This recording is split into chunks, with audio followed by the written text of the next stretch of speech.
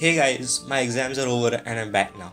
I wanted to new and awesome concept, that is to make a list of all the rarest animals in Dwarf Fortress. Now Dwarf Fortress has a lot of animals. Almost all of the animals in the Animal Kingdom are represented in Dwarf Fortress, with a little classic fantasy creatures added in. Some creatures even being the original creation of the game devs. And I want to know if you guys want me to take this concept even further and make videos about every rare animal in all the biomes. But right now enjoy this information and maybe you can make a zoo of all the rare animals in this list. Number 10, the Iron Man. Now, I know what you're thinking. No, not that kind of Iron Man. I mean literal men made of iron. Iron Men are dangerous and exceptionally large, rare organic construct creatures made out of iron, who inhabit the third layer of the caverns. Like other inorganic construct creatures, they are non-sentient, feel no pain, fear or exertion, cannot be stunned and don't need to breathe. They are as large as humans and are building destroyers. Iron Men are immortal and only die to violence. Iron Men are not as tough as you expect. The reason being the fact that they are actually hollow inside. They have an iron exterior layer and an interior gas layer, making them far more fragile than a fully metallic creature such as the Bronze Colossus, and even dwarf nails can damage the iron. Though Iron Men are unharmed by fire and magma, but can be damaged by dragon fire, just like regular iron items. Additionally, Iron Men are able to breathe a poisonous gas which causes a syndrome called Iron Man cough, consisting of coughing up blood. Dwarves with standard disease resistance will experience a peak in coughing shortly after the infection and will recover in less than a day. These periods will vary according to the disease resistance of the infected dwarf, but the disease is not life threatening, unless, of course, being sick is the straw that breaks the camel's back of your dwarf's insanity. Upon death, Iron Man become a random masterwork iron statue.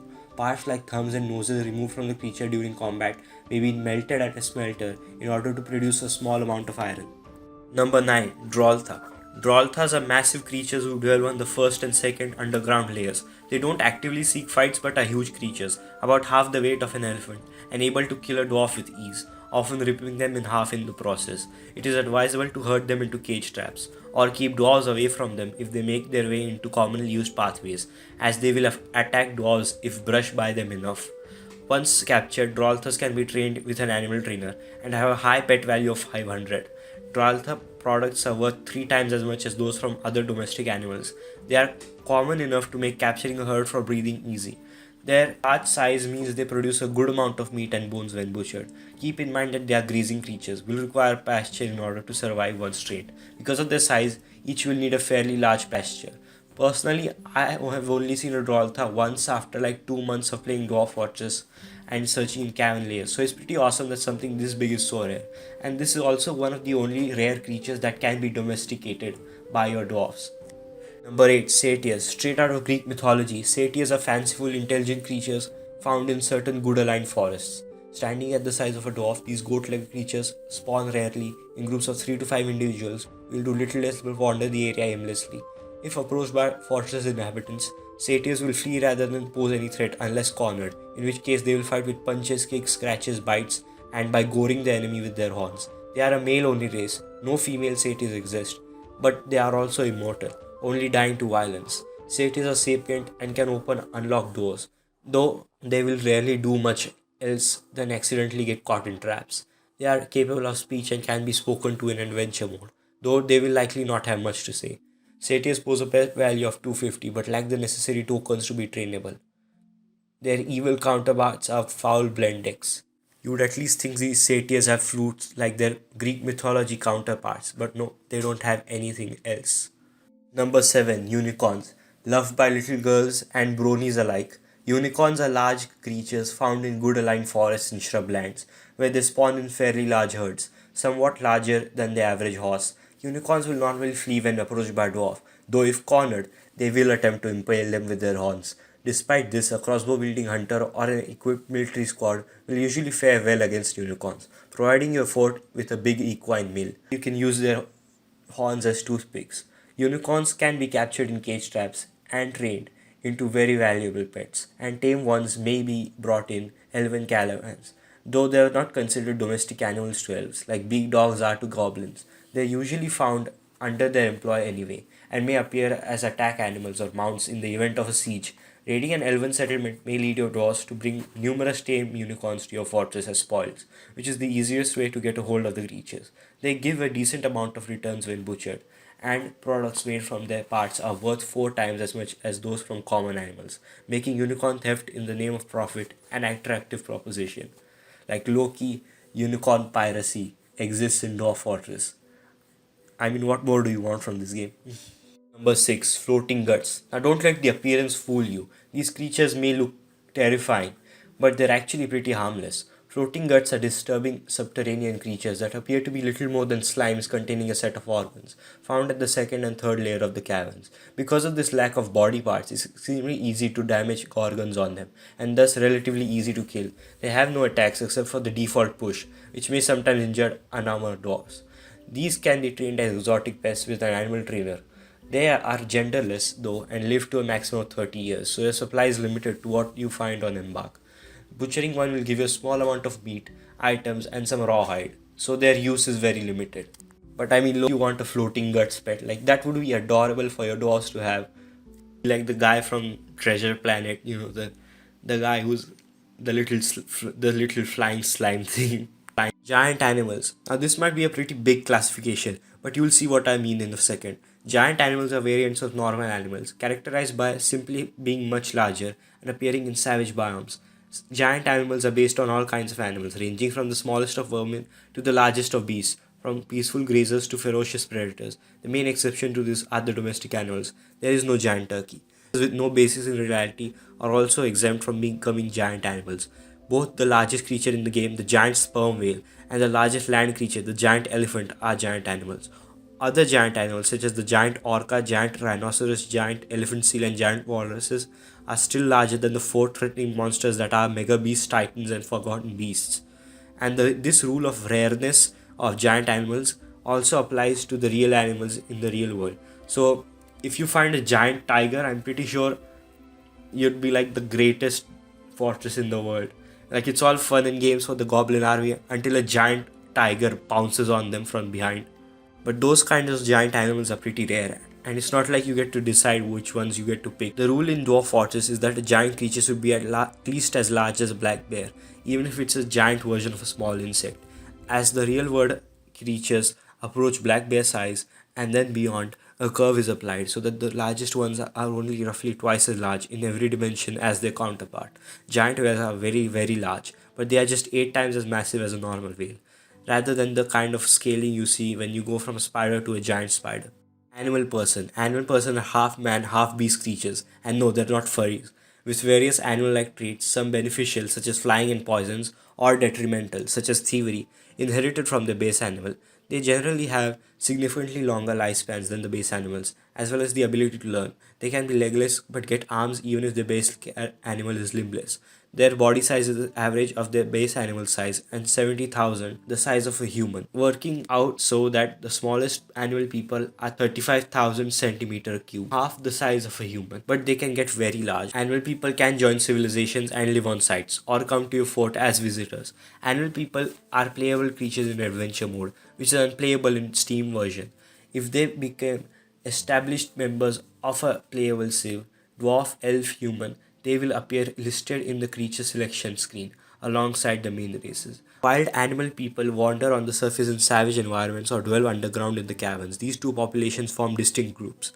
Subterranean animal people are actually a civilization in themselves, rarely encountered in small groups or tribes. They are equipped with primitive weaponry such as wooden spears and blowguns. They are the only known source of blow darts. Subterranean animal people will be labeled as hostile upon discovery. They are not interested in negotiations. They will attack your doors on sight. Encountering them often comes as a surprise, since there is no way to know about their presence before embarking. They do not appear in the civilizations menu. Number 3. The Minotaur. Another creature borrowed straight from Greek mythology. This Minotaur is a lot less intimidating and scary than the one in the mythology. Minotaurs are semi-mega beasts which can destroy the buildings and are attracted by wealth, just like regular mega beasts and titans. The game will pause and display a warning message when a Minotaur appears. In Fortress mode, they will attack your fortress once it reaches a 50 population, 5,000 exported wealth, and 50,000 created wealth. They can easily overpower normal dwarves, but a well-equipped military should be able to take care of one. They are susceptible to traps and can therefore be easily caught with a cage trap and then used in a labyrinth of your own. Compared to other mega beasts, the Minotaur is far smaller, less than half the size of a cow in fact, but it is also an expert with axes, swords, daggers, pikes, maces, hammers, whips, and spears, though it tends to show up unarmed. It is also talented at wrestling, striking, kicking, and dodging, competent at biting, and a master observer. If the Minotaur happens to have a ranged weapon, it does not carry any ammunition, rendering it to only usable as a makeshift bludgeon. It can be dangerous to an unarmed civilian, chasing them all over the map before catching up to them, eventually making it scale. However, an amateur hunter can be drafted into the military and be sent to kill the Minotaur. Usually, the first hit will mildly disable or knock out the Minotaur, allowing the marked dwarf/hunter to repeatedly shoot it to death. Number 2, the Sasquatch. That's right, Bigfoot is in Dwarf Fortress. Sasquatches are large, fanciful, dangerous creatures found in savage, temperate forests and taigas. They are fully capable of massacring dozens of unarmed dwarves due to their large size, and their disposition to destroy buildings will draw them into contact with the fortress, where they will topple furniture and wreck workshops in their path. Sasquatches can equip items and open unlocked doors, though the former is not typically seen in normal play and the latter is normally ignored, as the Sasquatch will simply destroy the whole door instead of opening it. Sasquatches are exceptionally rare creatures and share their biome with dozens of other animals, making their sighting a very uncommon event. Even if you do encounter them, since they have a relatively low population number, no more than 5 to 10 Sasquatches will spawn before they become extinct in your biome. Despite their humanoid physiology, Sasquatches are not intelligent, and your dwarves will gleefully butcher them into food and bones for crafting. Like imagine finding Bigfoot, killing him, and then skinning him and eating him. That those are the dwarfs in Dwarf Fortress. Items made from Sasquatch parts are worth 3 times more than those of your standard domestic animals. Sasquatches can be captured with cage traps but cannot be trained. If the player does not want to butcher them for meat, their extremely long lifespan can make them valuable as permanent decorations for a fortress. So if some dwarf drunk on ale says he saw a Bigfoot as tall as a mountain, he might be right, and he might have seen one of the rarest creatures in Dwarf Fortress ever. Now we have a number 1 pick. Now, what do you think it will be? Will it be a giant leviathan, a giant sandworm, or a giant eldritch being? Well, number 1, frill shark. Frill sharks are cartilaginous fish that can be found in any ocean biome. They are as large as the average dwarf and provide an average amount of meat when butchered. As fully sized creatures, they can be fished by fisher dwarves but can be caught with a drowning chamber. An infant frill shark is called a frill shark pup. Being cartilaginous, frill sharks won't give bones if butchered, though they'll still provide a skull. Now you might be asking, how come a frill shark is more rare than a Sasquatch? Well, we'll have to answer that question by going deeper into the game files. Gabbro Ironmen, Mudmen, Bloodmen, Amethystmen, Magmamen, Firemen, Yetis, Sasquatches, and Frill Sharks all have a frequency value of 1, the lowest possible in the game. That value is weighted against the frequency of other creatures in the same biome. So Magmamen and Firemen and Yetis found in biomes with few other creatures are still comparatively common creatures. But for the rest of the elemental men, the caverns are filled with all sorts of monsters. But so the spawn rates are high and they are available no matter where the player is embarked. So sooner or later they will be encountered. Now, in an environment as diverse as the ocean, this frequency value of 1 really makes the appearance of a frill shark rare.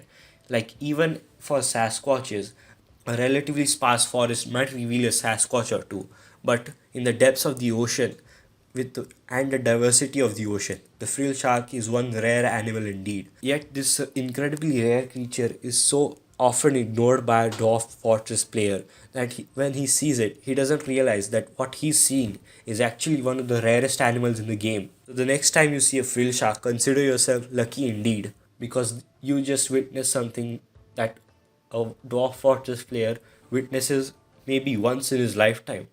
So that was our list. I hope you enjoyed, and I hope I can get your support to make this a huge series of Dwarf Fortress and make and compile a huge compendium of sorts that collects information on all the animals you can find in Dwarf Fortress. A kind of Pokédex to fulfill your dream of being a Dwarf Fortress Pokemon trainer and catch them all. I hope you enjoyed this video. Like, share, and subscribe. And if you really enjoyed it, please subscribe so you can get more videos from me in the future. Thank you, and I'll see you in the next one.